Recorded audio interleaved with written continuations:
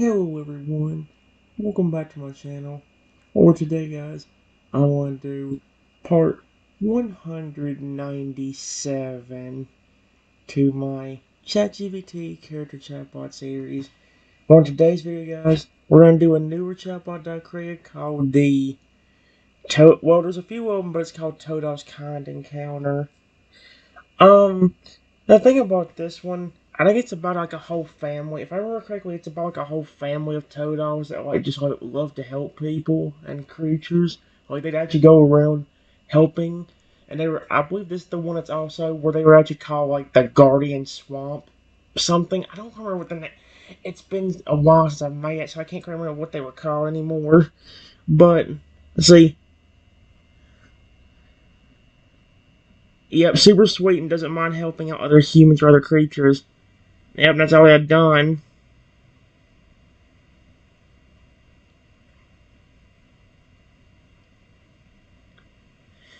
Yeah, I believe it's the one about. I don't remember what they completely get called anymore, but hopefully we can see. Oh my gosh. Who in the world? This is one where it's actually telling me from Toad's perspective what's going on, which is kind of interesting. It says in a war. This is also one where I'm stuck as a tiny velociraptor, and let's just say things haven't gone that well. I believe I was crying. I'm trying to see if it. When. Yep, hold on. No. No, I thought that there was one of them where I believe Rexy flat out flipping, like, this is the right time where Rexy kept becoming aggressive, so he kept kicking me out or something like that. Oh, get that off. Oh my gosh, I just about accidentally had that, because that mouse has been messing up a lot today, and it just messed up multiple of my videos already, so I've got to take it off the stop button. Here's what it said. In a warm, quiet part of the forest near a gentle stream, a group of Pokemon splashes and plays in the cool water. Laughter and happy chirps echo through the trees. Among the group are several Crocodile and two small Totodile, a younger brother and his even younger sister.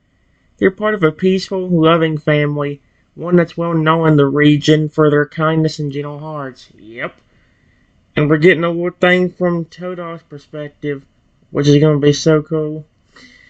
Oh boy. La la la. The blue big-eyed turtle hums cheerfully, hopping from stone to stone in the stream. He giggles as his little sister tries to copy him, but slips and belly flops into the water with a splash. Hee, you okay? He asked playfully, swimming over and booping her on the snout with his claw. She chirps with a happy giggle. Okay, I love her already. Suddenly the turtle stops. His head tilts. He hears something. Soft sniffling from nearby bushes. His round eyes blink. Curious, he waddles over on his strong legs, his tail swaying behind him, water still dripping from his little arms. As he pushes through the tall grass, he gasps softly. There, curled up and trembling, is a tiny velociraptor. Tears run down its scaly face, its claws clutching at the ground. The little creature doesn't look dangerous at all. It looks scared, lost, and heartbroken. Toto's eyes widen, his mouth falling slightly open. "Ah," he whispers, his voice soft as a feather. He doesn't rush.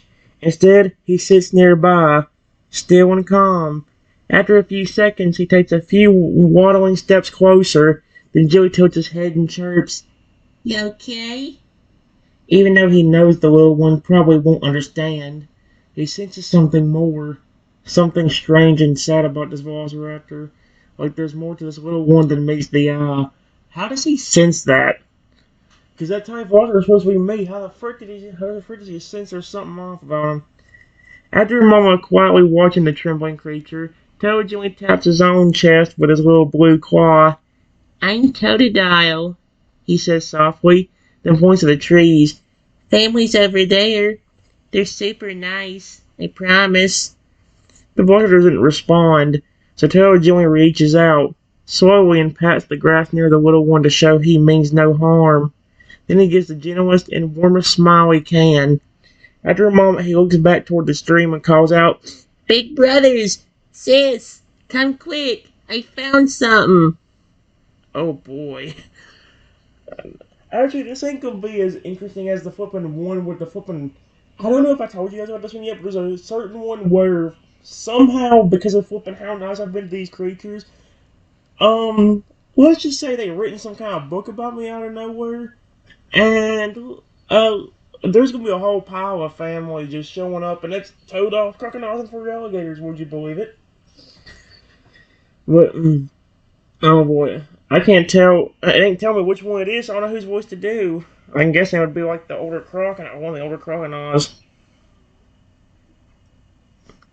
Oh, here we go. The family arrives. The grass rustles. Four crocodile, strong but cheerful looking, come bounding over the hill, followed by a slightly taller crocodile sister with a calm, motherly air. The little turtle's younger sister follows behind, peeking shyly from the leaves. They all stop when they see the little velociraptor on the ground. Wow, one of the brothers says, blinking. Poor thing, says another, frowning softly. The crocodile sister kneels and whispers, Is it hurt? Turtle nods. It was crying. I don't think it can talk. Scared too, murmurs one of the crocodile.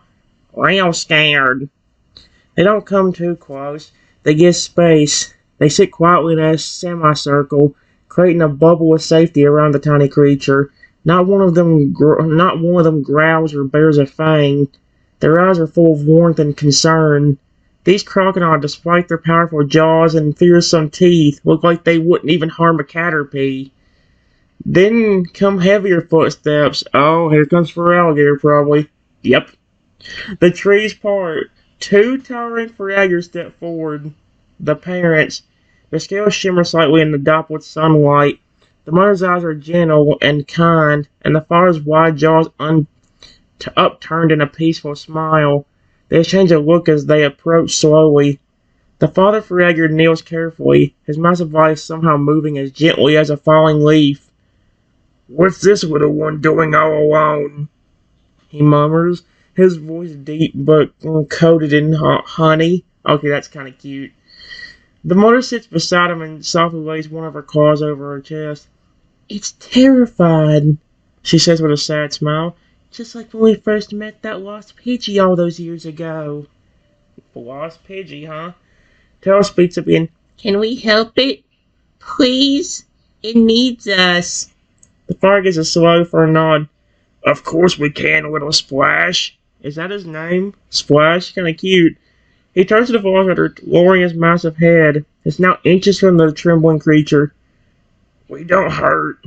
We help, he says with absolute sincerity. You're not alone anymore, little one. Not as long as we're around.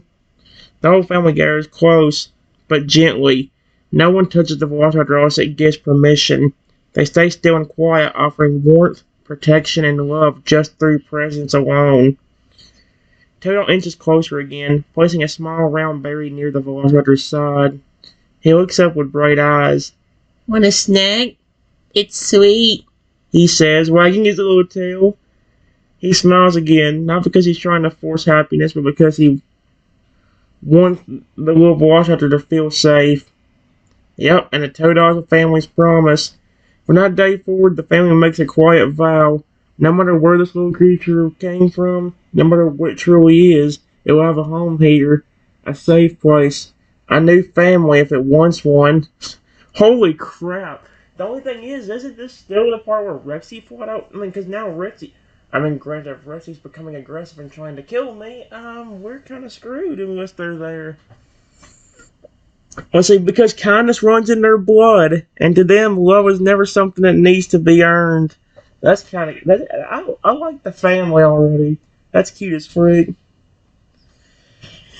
Alright, so here's the thing. I would flip and just pause it and type stuff in, but here's the issue. This computer mouse is messing up again, and if I even attempt to do that, it might keep unpausing and repausing. I'll try to pause it, but I gotta be quick and I'll remove the mouse as soon as I do it. See you in a second. Alright guys, it took a minute, but I got something typed down. I just sniff the berry, because again, I'm stuck with a tiny velociraptor anyway, then take a bite. And then I'm hungry, so I start chowing down on the berry, savoring it. After I get done, I make a little happy velociraptor sound. Again, in this one, I unfortunately can't speak, so I'm really having to communicate through like gestures and more gestures. Maybe writing through tail or claws. I don't know. I don't know if there's anything saying nearby. But the little Toad's eyes light up the moment you take a bite. He gasps off like he just won a prize, and his tail thumps against the ground with joy. You ate it, he whispered excitedly to his brothers and sisters. He liked it. The Crawl siblings all lean in a little closer, their smiles brightening. One of the brothers lets out a happy rumble. Look, he's eating. That's a good sign, right? The Mother Fragger chuckles warmly. Of course it is. He's not just scared anymore. He's curious. Then you make that little happy voice sound, soft, chirpy, and somewhere between a purr and a squeak. The effect is immediate. Toad gasps and claps his tiny claws together with glee. He made a cute sound. Did you hear that? He's not afraid of me. His little sister claps too, giggling and swaying side to side. So cute! The Father Fragger smiles wide. Why does he say tusk? He don't have tusk, he has fangs, if anything. Unless I consider the teeth on the side of his mouth sticking out to be tusk. That wouldn't make sense, though. Tusk gleaming with his eyes gentle as ever. He's trying to talk to us in his own way. Brave little thing. Tato gets a burst of inspiration. He gently scoots a little closer, sitting on his knees so it's not towering over you, and pulls something from under his scale. It's a little woven bracelet made of forest grass and tiny water-polished stones. So that's cute as frick. I made this earlier. I was gonna wear it myself, he says softly. But I think you should have it. Oh, that's cute as frick. He places it gently on the ground beside you and pats the grass again with his tiny hand, giving you space and choice. If you want, you can stay with us, he says quietly, looking up at you with big, warm eyes. We don't mind at all. We like helping. And I think I like you. He's adorable. I love this flipping Toto. The Crawl siblings all nod with wide, toothy smiles. Yeah, you could stay. We'll protect you.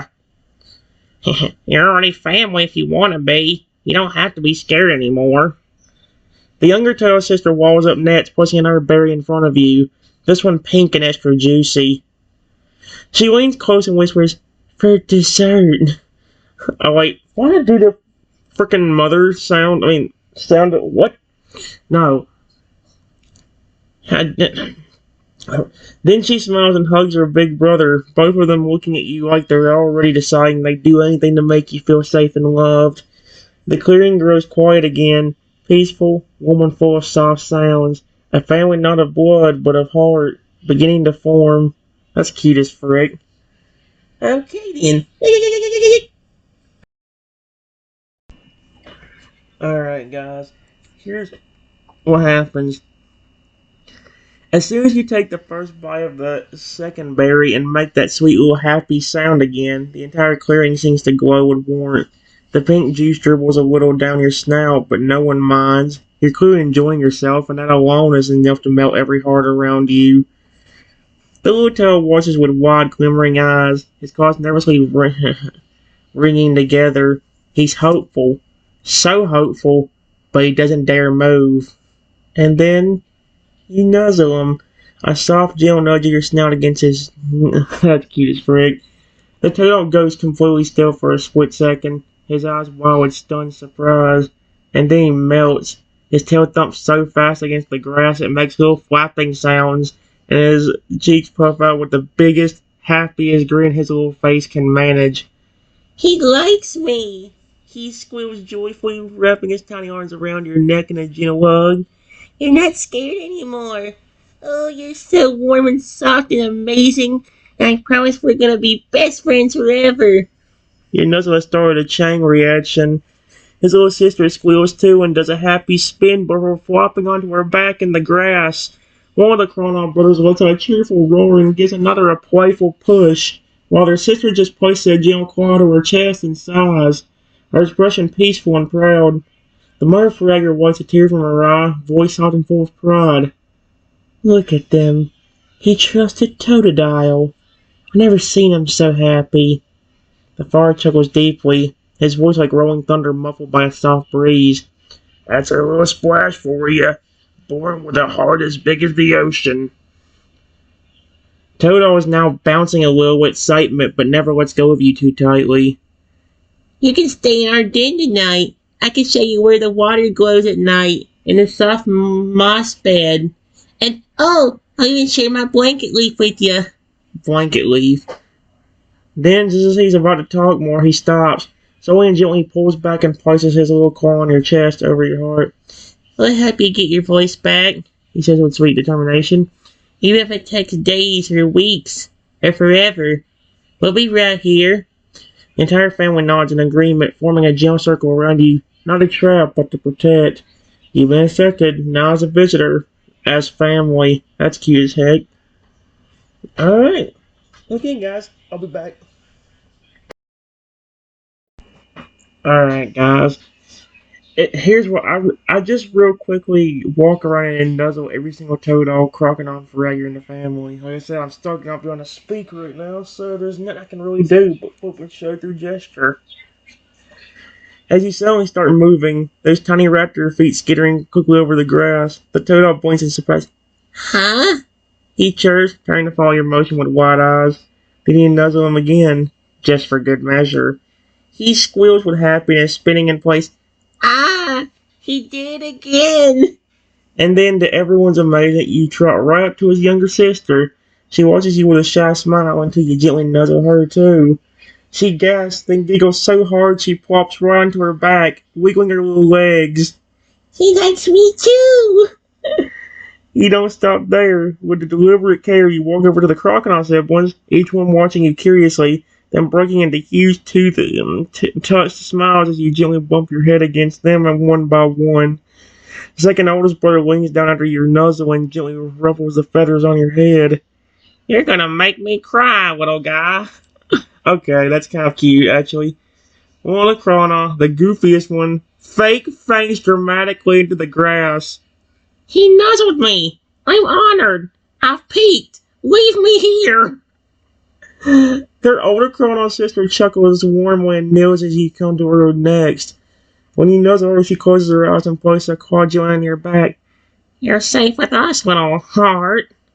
The only thing is I cannot do a female Krona for the love of frick. I can only do that one good female voice. That's why, even if Fragger telling me supposed to have a deep voice, the female Fragger, it's that girl voice I do. I can't, like, holy crap. Then, at last, you make your way toward the two towering fur alligator. They sit calmly, watching you with the gentleness of proud grandparents. The gentleness of proud grandparents seeing their grandchildren take their first step. First, you walk up to the mother. She lowers her massive snout to meet your level, her breath warm and her eyes glistening. You gently press her head against her cheek, and she exhales a deep, soft sigh as if her heart just swelled. Such affection in one so small, she whispers. You remind me of when my own were hatchlings. Then, with steady steps, you go to the father fur alligator. He leans down carefully, his claws planted beside him to keep his balance.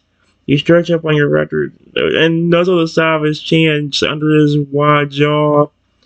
He doesn't move, and he closes his eyes, a single tear slipping down his scale as he rumbles. That's cute.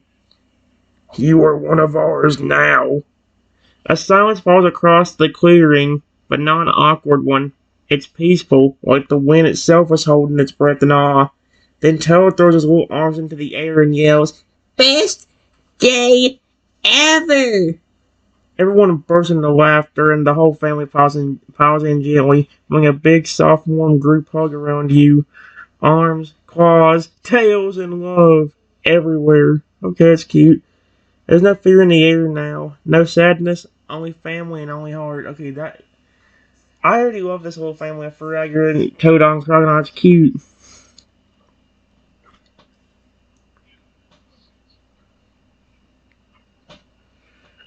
Oh, as long as it was saying, or no, we'd be in, what did it say, a jungle? Wait, we would be in a jungle, we'd be near a river. I still can't formulate a message with a tail or a claw, and we need like sand or something.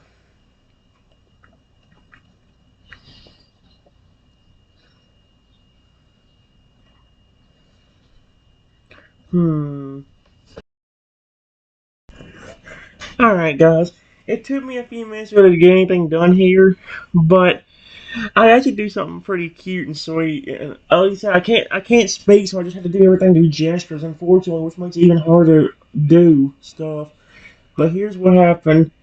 There's a singing flower right next to me. I pull it out the best I can with my tiny mouth and snout.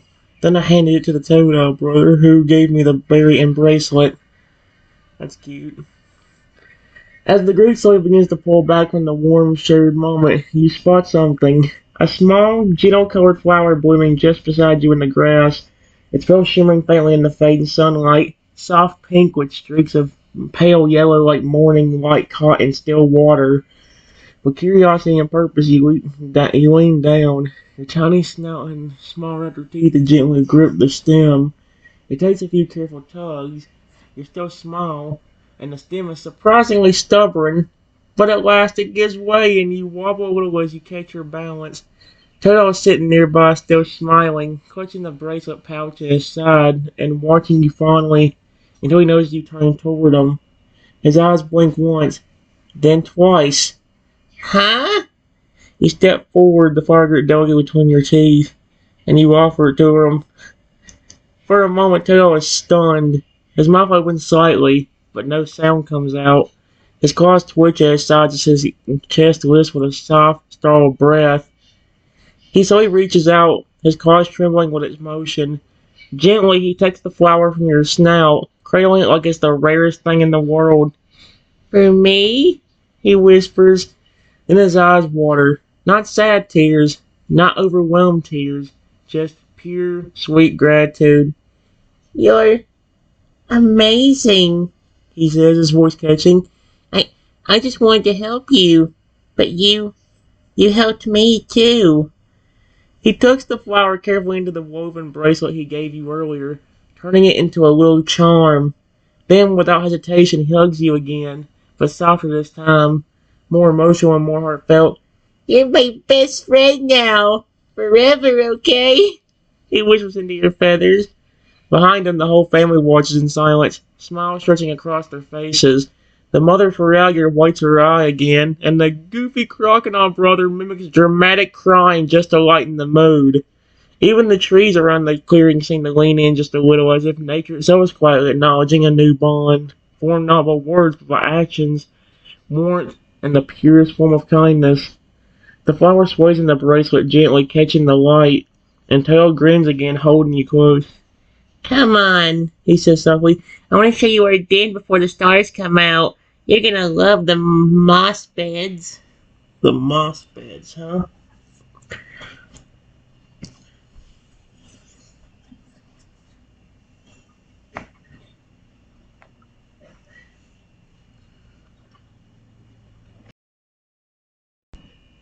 Alright, guys. Uh, I just real quick walk a little closer to him so he can pick me up. Again, I'm so small, anyone makes a wrong step, they can just step on me and crush the living snot of me like a bug. Tato sees you take a few quiet steps closer, your little raptor claws softly paddling over the grass as you lift your head and look up at him with those round, trusting eyes. He blinks, then his mouth slowly stretches into the biggest, most heart-melting grin he's had all day. You want me to carry you? He asked, voice cracking just a little with joy. Really? The little flower still touching the bracelet on his wrist bobs as he gently tugs it close to his chest. Then slowly and carefully, like you're the most precious thing in the world, he reaches out with both arms. His claws are small, but his grip is steady and kind. He gently slides his arms under your belly, lifting you up into his arms with a tiny grunt of effort. You're light, he giggles, adjusting his grip so you're nestled comfortably against him. I never carried a velociraptor before. You're warm and soft and really cute. You feel his little heart beating steadily against your side.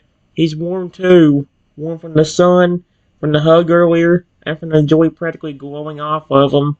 He looks back at the family, his tail flicking silently. I'm going to take him to the den. I'll show him the moss bed. Be gentle, his older colonel sister called sweetly. Don't drop him, one of his brothers teases.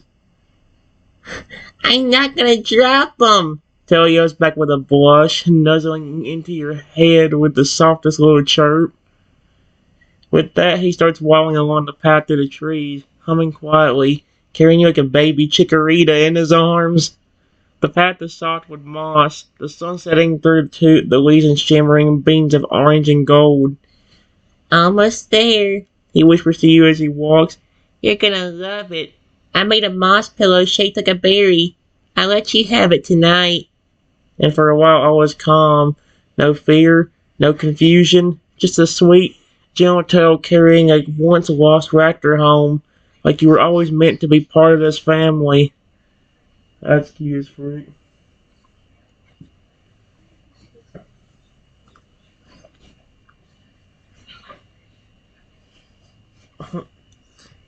Give me a second. Guys, we have a problem. It's just before I can do anything, I hear a scary dragon roar in the distance. Then, before I can even react, a massive red dragon showed up, saw me, and looked pretty aggressive at me. Then I start shaking extremely badly. Tail had just started to hum a lullaby as Martom when the air suddenly shifted. A sharp breeze blew through the trees, rustling the leaves like a warning whisper. His humming stopped. Then, not a dragon. A chilling, thunderous dragon's roar echoes across the forest, shaking the ground beneath their little raptor claws ever while being hailed. Birds scattered from the treetops. The sunlight dimmed under a looming shadow. Toadol froze, his eyes widened. What was? Crash! The trees in front of the path split apart as a massive red dragon crashed into view, its scales shimmering like molten fire, and its wings dragged embers through the air. Clawed feet dug into the earth as it stalked forward on all fours, its glowing eyes fixated directly on you. And it wasn't curious, it was aggressive. It growled low in its throat, lips curling back over jagged, flame-starred fangs. Each step it took cracked branches and crushed roots. It snarled sent a blast of hot air towards you both. You didn't even have time to think. Your tiny raptor body froze in terror. Your tail tucked, your claws curled, and your entire body began to shake uncontrollably. This creature was after you. Toe hugged you tighter, spinning around to shield you trembling form with his body. His arms squeezed protectively, his eyes wide with fear, but fierce determination. No! He growled to the dragon. Don't you hurt him! But the dragon kept stomping forward. The roar had already been heard far and wide. Behind you, heavy footsteps thundered closer. The bushes parted as the entire family burst onto the path. The Cronard brothers growled and snarled, standing shoulder to shoulder. Their sister stepped forward with bared fangs, eyes locked on the dragon. The younger Tail sister ran behind her big brother, scared but trying to be brave. And tying behind them, shaking the very trees, the mother and father for Alligator. The father stepped forward, his eyes burning with protective fury. Oh, frick. He just called me as the little velociraptor his child. What the frick? Okay. I didn't expect that unless he was... You dare threaten our child? He growled. His deep voice like a crashing waterfall. You have no idea who you just walked up to. I can't tell if he's talking about the Toad holding me or me. The mother stood beside him, claws raised. Step away from our little one. Now! Okay, so now the only little one around here... Oh no, his little sister, I guess. I can't tell who she's talking about. Toadol, still holding you tight, looked up at you, voice soft and shaking but brave. Don't worry. I got you. I won't let him hurt you. Your body continued to tremble, but now it was surrounded by walls of love, power, and protection. The dragon roared again, louder this time. stepping forward. Oh my gosh, rude mother. But this time he wasn't the only one roaring. The father Ferragier's eyes glowed a deep aqua blue. With a guttural cry that split the trees. Yup. He unleashed a powerful stream of water from his jaws, smashing into the ground in front of the dragon like a warning shot. The force cracked stone and sent steam rising. Last chance, he snarled. Leave. Now. Oh dear. This would be word be good to be able to speak, because if that's Rexy, I can't say anything to him.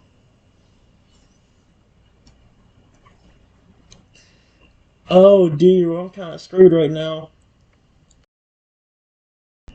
Alright guys, I do think it could be pretty dangerous, but if this is Rexy, I don't know what I can do. I can't speak, so I'm having to hope that either I have to hope that somehow Luigi could come without him getting hurt, or I'm having to hope that somehow the dragon can understand Velociraptor squeaks and, not kill me. It says I realize something that could be bad, which again could be Red Sea. So instead of shaking me, I do everything I can to try communicating with the dragon, begging it to not hurt me. Unfortunately, since I can't speak, I'm having to hope he understands Velociraptor squeaks. Yep, but I don't know if he can. As the wind howls and the family of powerful water pole won't stand their ground, the red dragon takes another step, smoke calling from its nostrils. The glowing embers under its scales pulse like a heartbeat, fierce and unstable. But something in your frightened little heart suddenly shifts. Though you're trembling, your instincts whisper that this might not be just a monster. There's something else, something behind the anger in its eyes. A storm, yes, but it'll be a wounded one, a desperate one. You stop shaking. Toto blinks, stunned as you suddenly shift in his arms. Wait, what are you doing? He whispers. You reel gently, just enough for him to understand, and he slowly lowers you to the ground. His claws still close, protective. Cronos still wins tense, and the Ferrager parents keep their eyes locked on the dragon. But then, you step forward, tiny, shaky, and brave, but brave, yep. You take a breath, and begin squeaking, oh dear. High-pitched, earnest, urgent squeaks. You wave your claws, bow your head, a step back, then forward again, doing everything you can to plead, to show that you're not a threat, not here to fight. You chirp and sorry, you squeak in fear, but not for yourself, for everyone.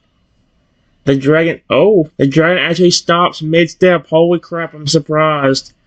Its burning eyes blink. There's silence for a long, tense moment. Only sound is the quiet crackle of embers along its shoulders. Then, slowly, the dragon lowers its head. Its ears twitch. Its wings fold halfway. It tilts its head at you and snorts, not in mockery, in recognition. You squeak again, this time slower and gentler. You paw at your chest, then point at your family, then to the sky. Then you slowly crouch down, lowering yourself in the most vulnerable position a creature like you can show. The dragon stares, then XX. Floosh. Oh no. A blast of hot breath rolls over you, but no fire follows. Its eyes, while still fierce, now carry confusion, sadness even. Tail's claws gently grip your tail. Is he listening? The mother narrows her eyes but doesn't move. And then the dragon glows along its throat, steps back once, and to everyone's shock, taps a massive claw lightly on its own chest. You realize what it's doing, trying to respond in your language. The dragon points one claw at you, then its head, then curls a clawed fist around its chest. It's not attacking, it's conflicted. Something else is at play here. Something it recognizes in you. The father Ferrager eases his stance just slightly. Well, I'll be. Tail rushes to your side again, kneels beside you. I don't know what you said, but you might have just stopped the fight. Yeah, but is that Rexy, or is that just a legit random dragon that just came over here? That's the thing about, like, is this Rexy as a dragon, or is this flipping... I don't know. And this is why it would be nice to communicate with him. But now if I bring Luigi, he's going to flip and think, oh crap, he's going to attack me, and then he's going to think, oh crap, he's going to get that legendary to attack me. Then Flipper started attacking me again. So I'm kind of screwed over which way I go with this. Flick, flick, flick, flick, flick, flick, flick, flick, flick, flick.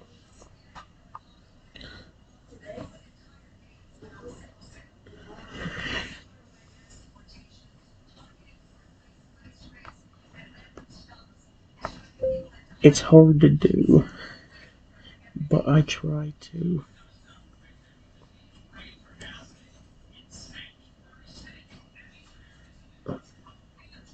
Write letters using my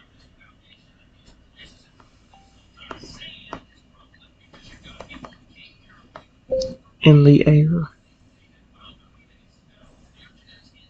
The best way I can think about communicating where everybody can understand.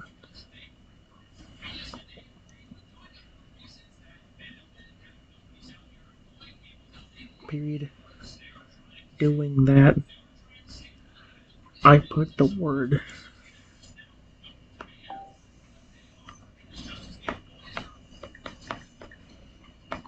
with a question mark.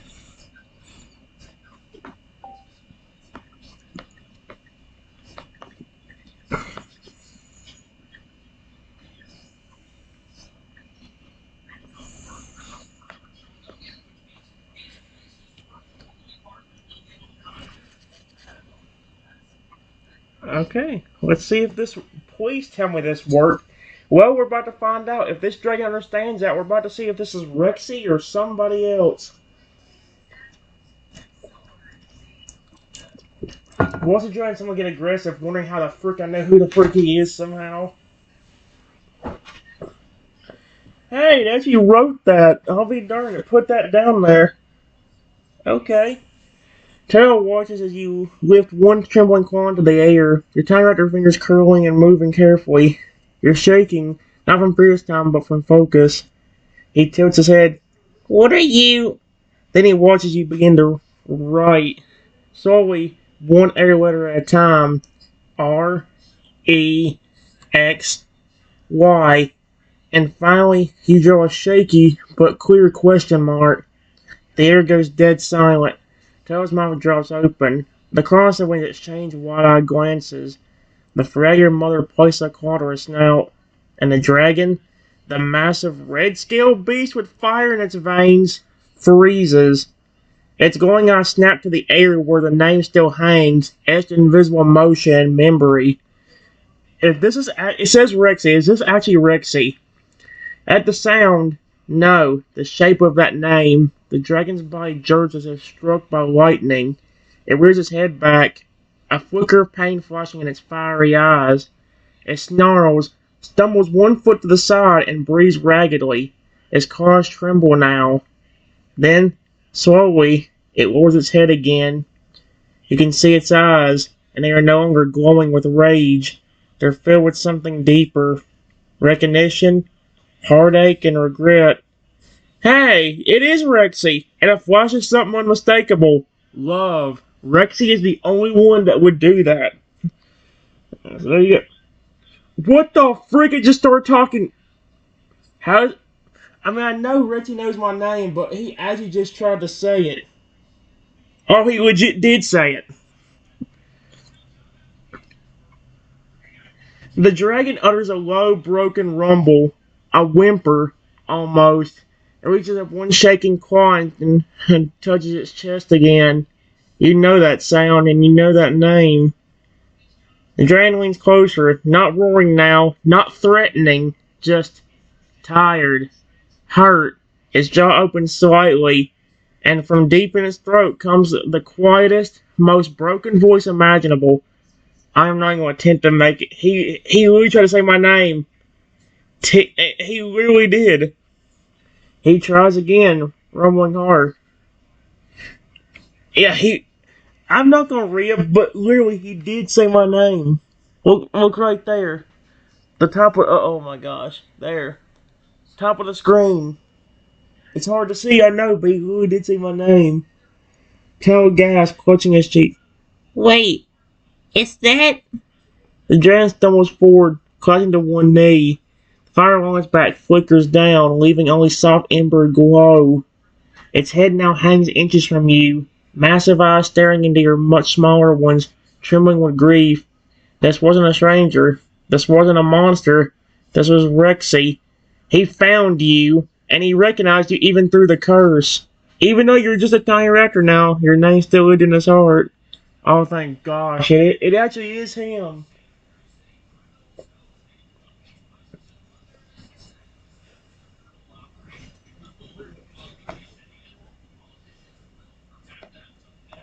It takes a while, but I write the sentence in the air.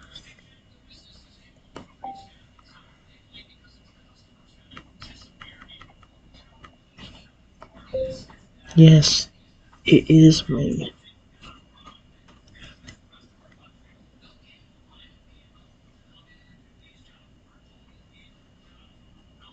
Please don't hurt me.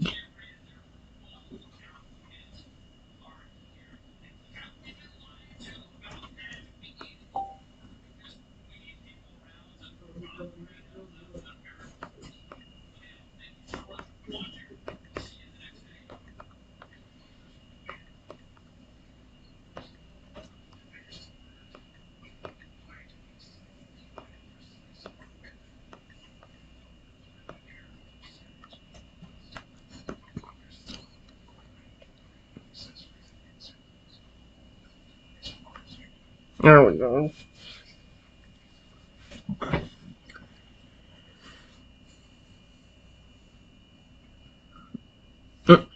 Toto stands silently beside you, eyes wide and filled with awe as he watches you slowly raise your trembling claw again. Every motion is careful, shaky, and emotional. You begin to carve the letters into the air again, your tiny claws tracing invisible lines filled with meaning far beyond what sound could ever carry. Yes. I pause, then the next word. It is me. Your claw falters briefly, but you push forward. Please? Your little body shakes with effort, but you keep going. Don't hurt me. A small broken exhale leaves your nostrils as you lower your claw, exhausted. The air is heavy, still, and silent, and in front of you, the massive red dragon, Rexy, lets out a deep, shaking breath. His eyes shimmer like lava on the verge of overflow.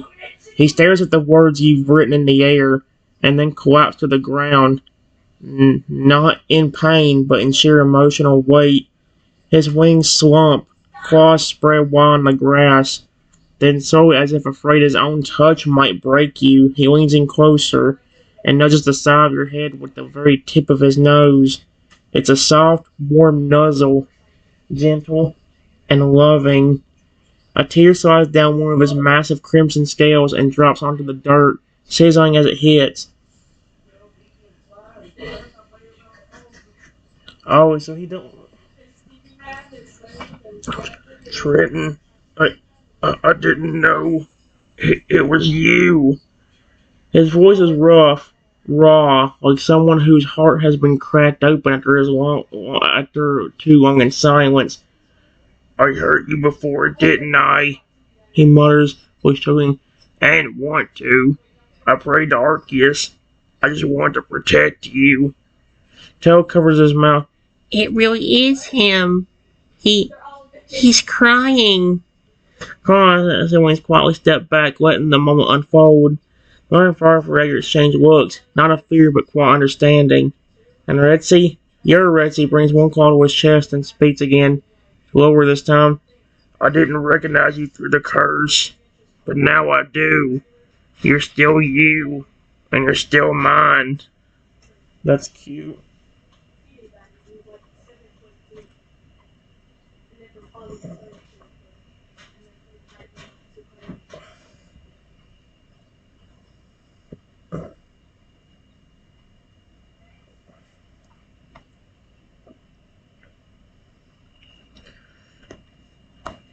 Using the air rating. Air reading? Okay, frick that. Writing. Writing. Thank you. I spell out the sentence.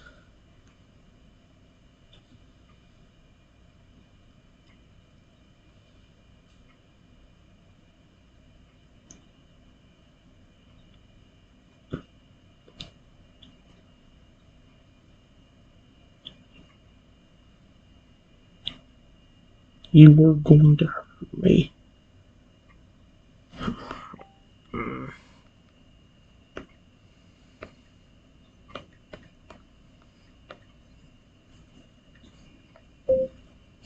I had to run away from my own home.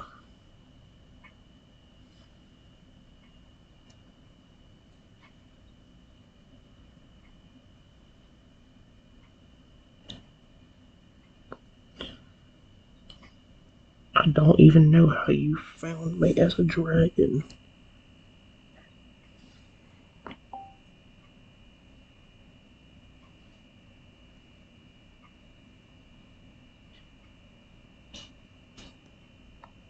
Just please don't hurt me. There.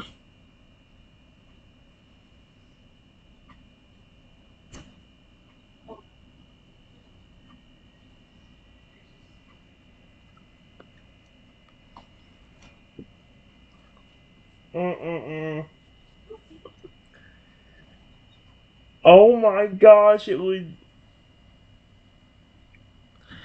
As the force holds his breath, you lift your claw again, trembling not from fear now, but from the sheer weight of your emotion.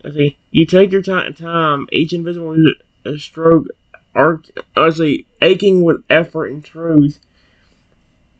You were going to hurt me. I pause. Even Richie seems to feel the gravity of your unspoken voice. I had to run away from my own home. Yep. Another breath, this time slower and hesitant. I don't even know how you found me as a dragon. It took so long. Holy crap. And finally, just please don't hurt me. Your time body slumps slightly at the end, exhausted from the effort. You lower your claw and take a step back, heart pounding in your feathered chest. Reggie stares at the air, at the pain spelled out so plainly, and lets out a heart-wrenching sound. Not a growl, not a roar, a sob. His massive form shakes as his claws dig into the earth, not in anger, but in agony. I know, he says quietly, his voice barely more than a whisper. I know I scared you. I didn't mean to. The curse. I wasn't always me. I kept changing, losing control, hurting you without even realizing I was doing it. He lowers his head until his massive snout touches the grass in front of you, as low as he can possibly go. His horns, his wings, his fire, all bowed. I prayed to Arceus that night after I hurt you last, he murmurs. I was so ashamed. I begged to be changed into something that could protect you, something that would never scare you again, and that would want to wake up in. But I followed the trail of your heart, even cursed. I felt where you were. He closed his eyes. You don't have to forgive me. I needed to see you again, to make sure you were okay. Silence is heavy with emotion. All around you, the forest, the family, the stars overhead. Everything is gone still to honor this moment. Joe gently puts a claw on your head. You don't have to go back with him. But I don't think he came here to hurt you either.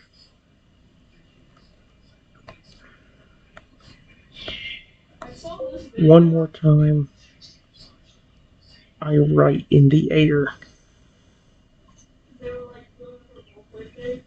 The sentence this time being,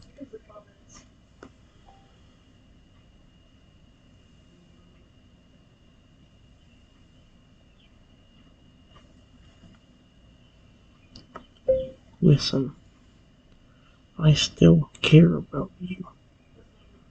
I always have. But it's too dangerous for us to be together.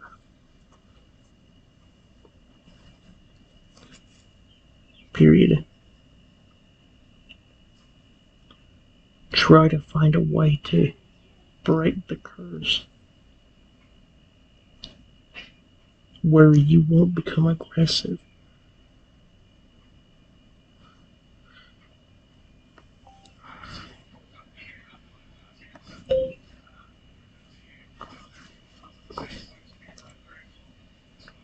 Period. I don't care if I'm stuck as a tiny velociraptor.